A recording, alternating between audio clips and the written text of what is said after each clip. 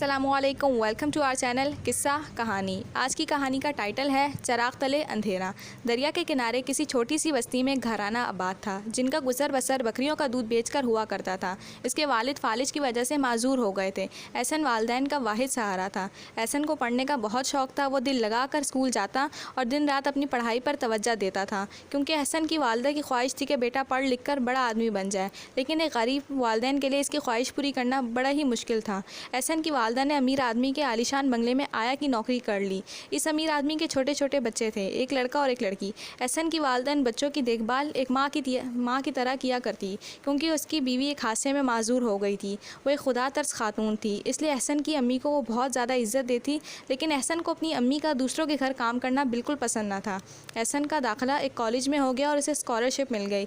एक रात एहसन के वालिद की तबीयत अचानक ख़राब हो गई।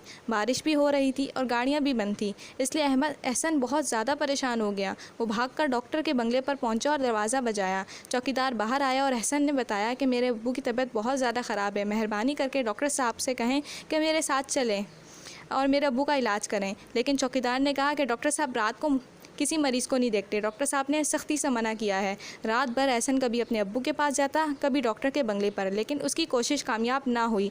वालिद ने एहसन के हाथों में ही दम तोड़ दिया। एहसन बहुत ज़्यादा गमज़दा और गुस्से में था। एहसन की वालदा भी आंसू बहा रही थी। अपनी माँ की हालत देखकर एहसन गुस्से में डॉक्टर साहब के बंगले पर गया। डॉक्टर साहब गाड़ी में बैठकर शहर जाने की तैयारी में थे कि एहसन गाड़ी के आगे आके खड़ा हो गया और डॉक्टर से कहा, डॉक्टर साहब आपकी बेहिसी की वजह से आज मेरे वालिद इस दुनिया से चले गए। अगर आप रात के वक्त मेरे अब्बू को आकर देख लेते तो शायद वो आज ज़िंदा होते। तो डॉक्टर साहब ने कहा, तो मेरे पास क्यों नहीं आए? आपके चौकीदार ने कहा था कि आपको रात को ना उठाएं। डॉक्टर साहब ने सर पकड़कर कहा, वो बेवकूफ़ इमरजेंसी की अहमियत को नहीं समझता। मैं माफ़ी चाहता हूँ कि मुझे बहुत अफसोस है कि एक आदमी की नासमझी से इतना बड़ा हादसा हो गया। डॉक्टर साहब की आंखों में आंसू आ गए और उन्होंने एहसन को गले लगा लिया।